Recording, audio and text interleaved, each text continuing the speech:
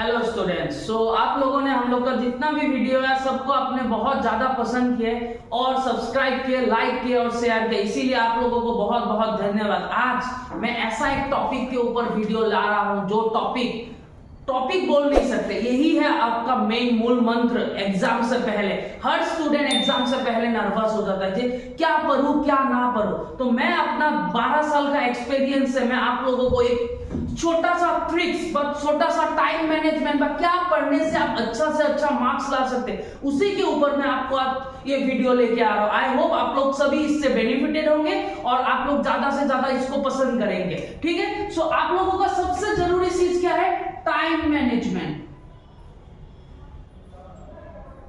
Time management. तो बहुत student अभी परीक्षा के लिए सपोज पकड़ लीजिए आपके पास 30 डेज है। कितना दिन है? 30 डेज। और आपको पढ़ना है कितना सब्जेक्ट? 5 सब्जेक्ट। कितना सब्जेक्ट आपको पढ़ना है? 5 सब्जेक्ट। तो 5 सब्जेक्ट को आप 30 डेज में कंप्लीट करना, मतलब एक सब्जेक्ट के लिए आप लोग को कितना दिन मिल रहा है? आप लोग को मिल रहा है 6 डेज। तो 6 डेज में आप एक सब्जेक्ट को कंप्लीट करना इतना आसान बात नहीं। तो आप लोग क्या करेंगे इसके लिए? देखिए, इसके लिए मैं आपको एक सिंपल सा टेक्निक समझाता हूं।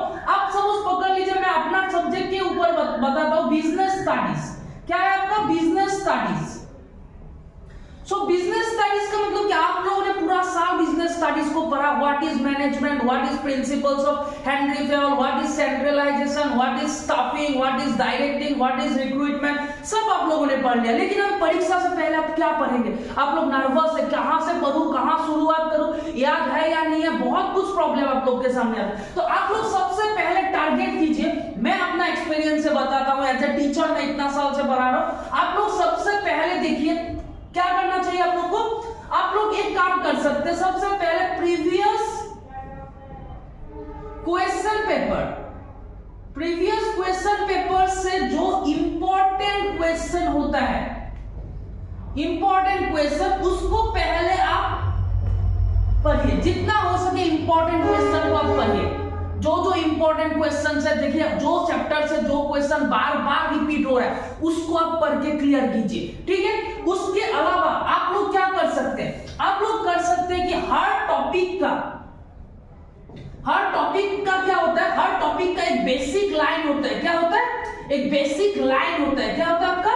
Basic line. जैसे पकड़ लीजिए, मैं सिंपल एग्जांपल देता हूं। हेनरी फेयल के प्रिंसिपल के पकड़ लीजिए, डिवीजन ऑफ वर्ड, वो जो प्रिंसिपल उसको कैसे याद रखें? उसका एक ही मेन वर्ड है, वो है स्पेशलाइजेशन। अगर आपको वो वर्ड याद रह गया कि डिवीजन ऑफ वर्ड का मतलब क्या होता है, स्पेशलाइजेशन, आप वो पॉइंट आराम से लिख सकेंगे। जैसे पकड़ लीजिए एस्प्राइट दी क्रॉप, उसका मेन पॉइंट क्या है? उसका मेन पॉइंट है आपका क्या? आपका मेन पॉइंट है टीम स्पिरिट। उसी तरह अगर स्टाफिंग का आपको याद रखना है, क्या करना है? स्टाफिंग को अगर याद करना है तो कैसे करेंगे? स्टाफिंग को याद करने का एक ही चीज है, स्टाफिंग का मतलब क्या होता है? स्टाफिंग मतलब स्टाफ। तो राइट पर्सन को कैसे सिलेक्ट किया जाता है उसी को याद रखिए। तो हर पॉइंट को याद रखने का एक शॉर्टकट टेक्निक्स होता है। जैसे पकड़ लीजिए रिक्रूटमेंट। तो रिक्रूटमेंट क्या होता है? रिक्रूटमेंट का मतलब होता है find out the searching for a capable candidate. मतलब एक वैकेंट पोस्ट के लिए, एक खाली पोस्ट के लिए आप कैपेबल कैंडिडेट को ज्यादा से ज्यादा उस पोस्ट में अप्लाई करने के लिए आप मोटिवेट करने का जो प्रोसेस होता है उसी को रिक्रूटमेंट करता है। तो इसी तरह से छोटा छोटा सा टॉपिक, हर टॉपिक का एक बेसिक लाइन में एक बेसिक क्या होता है, वर्ड होता है, उसको आप लोग याद कीजिए, तब आप लोग खुद ही उसको बना के लिख पाएंगे। उसके अलावा आप लोग और एक चीज कर सकते हैं। अगर एक लैंडिंग क्वेश्चन है जो सपोज पकड़ लीजिए 6 मार्क 8 मार्क इतना बड़ा आता है, तो उसमें क्या होता है, सपोज 8 पॉइंट्स है, 1 2 3 4 5, इस तरह से 8 पॉइंट है। तो आप खाली पॉइंट को याद रखिए। क्या कीजिए? आप पॉइंट को याद रखिए। सपोज पकड़ लीजिए, एक सिंपल एग्जांपल देता हूं। Suppose utilisation of resources. क्या है आपका? एक पॉइंट। सपोज पकड़ लीजिए यूटिलाइजेशन ऑफ रिसोर्सेज। आप ये पॉइंट याद रखिए, इसका अंदर का एक्सप्लेनेशन आपको ऑटोमेटिकली याद हो जाएगा। यूटिलाइजेशन ऑफ रिसोर्सेज क्या होता है? सपोज पकड़ लीजिए गोल ओरिएंटेड। तो गोल ओरिएंटेड मतलब आपका गोल ओरिएंटेड मतलब उस पॉइंट को याद रखिए। पूरा इसको याद नहीं हो रहा है, ओके रहने दीजिए, परीक्षा में आप उसको बना के भी लिख सकेंगे। ठीक है, तो इसके अलावा हमेशा याद रखिए जो इंपॉर्टेंट क्वेश्चंस होता है उसको प्रीवियस ईयर का पेपर से आप फाइंड आउट कीजिए और हर टॉपिक को आप क्या कर सकते हैं, आप लास्ट में रिवीजन के टाइम में आपको सब डिटेल्स में पढ़ना पॉसिबल नहीं है, एटलीस्ट उसका बेसिक लाइन और बेसिक जो की वर्ड्स होता है उसको याद रख के जाइए। एटलीस्ट आपका अगर वो क्वेश्चन कॉमन नहीं गिरा, सपोज आपने उतना अच्छा से पढ़ा नहीं, लेकिन की वर्ड और वो रहेगा तो आप उसको बना के अपना खुद के लैंग्वेज पे लिख के आप उसका क्या ला सकेंगे, अच्छा मार्क्स आप ले आ सकेंगे। तो यही होता है एक सिंपल तरीके में टाइम मैनेजमेंट करने का। और टाइम एक इंपॉर्टेंट फैक्टर है। आपको सपोज पकड़ लीजिए एक क्वेश्चन पेपर को आपको 3 आवर्स में कंप्लीट करना है, तो आप हमेशा याद रखिए जो क्वेश्चंस आपको सबसे अच्छा से आता है, जो क्वेश्चन आप कंफर्टेबल है, जो आपको इंपॉर्टेंट है, उसको पहले लिखने का कोशिश कीजिए, क्योंकि first impression is the last impression बोला जाता है। अगर आप क्या करेंगे, आप जो क्वेश्चन अच्छा से नहीं आते हैं उसको पहले लिखने गया तो आप क्या होगा, अच्छा से आंसर अटेम्प्ट नहीं कर पाएंगे, और जो कॉपी चेकिंग करेंगे टीचर उसका वो आपके ऊपर क्या होगा, आपका इंप्रेशन खराब हो सकते हैं। इसीलिए आप क्या कीजिए, आप पहले जो क्वेश्चन आपको अच्छा से आते हैं उसको जल्दी जल्दी खत्म कर लीजिए।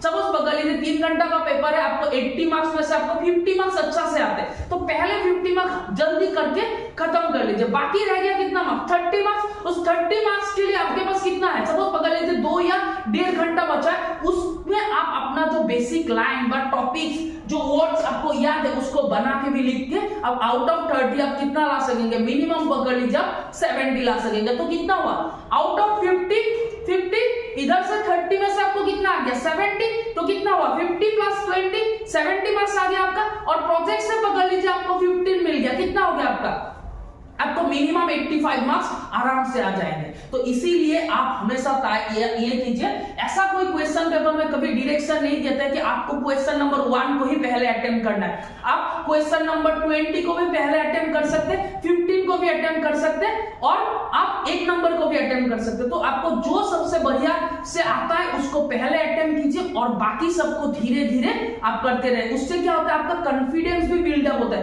अगर आप जो क्वेश्चन आपको अच्छा से नहीं आता वो पहले लिखने गए, अब लिखते लिखते आपका गड़बड़े हो रहा है, आपका टाइम भी जा रहा है, अब नर्वसनेस के कारण से बाद में जो क्वेश्चन अच्छा से आता है वो भी आप छोड़ के आ जाते हैं। इसीलिए हर कोई भी, ऐसा कोई नहीं है ये सेकेंड ईयर का स्टूडेंट है, कोई भी एग्जाम जो स्टूडेंट अटेम्प्ट करने जाते हैं ये स्ट्रेटेजी अगर लेके जाएंगे, जो क्वेश्चन सबसे पहले आते हैं उसको पहले अटेम्प्ट करना चाहिए। उससे क्या होता है, स्टूडेंट का कॉन्फिडेंस बिल्डअप होता है और टीचर का इंप्रेशन भी अच्छा से होता है। और लास्ट में जो क्वेश्चन आपको अच्छा से नहीं आता उसका जो कीवर्ड्स बट बेसिक लाइन आपको याद रिवीजन में पढ़ के गए थे उसके ऊपर आप बना के भी उसमें अच्छा मार्क्स लेके आ सकते हैं। तो यही एक मूल मंत्र है मेरे हिसाब से। आप लोग अगर इसको फॉलो करेंगे तो आपको बहुत ज्यादा बेनिफिट हो सकता है। Thank you so much. मैं अपना तरफ से जितना हो सके आपको एक अच्छा स्ट्रेटेजी आप लोग के सामने लेके आया हूं, एग्जाम को कैसे हैंडल करना है, एग्जाम का दिन आपको कैसे लिखना है। तो इसको जितना हो सके आप अच्छा से फॉलो कीजिए, आपको एक अच्छा मार्क्स मिलने में आपको बहुत हेल्प होगा।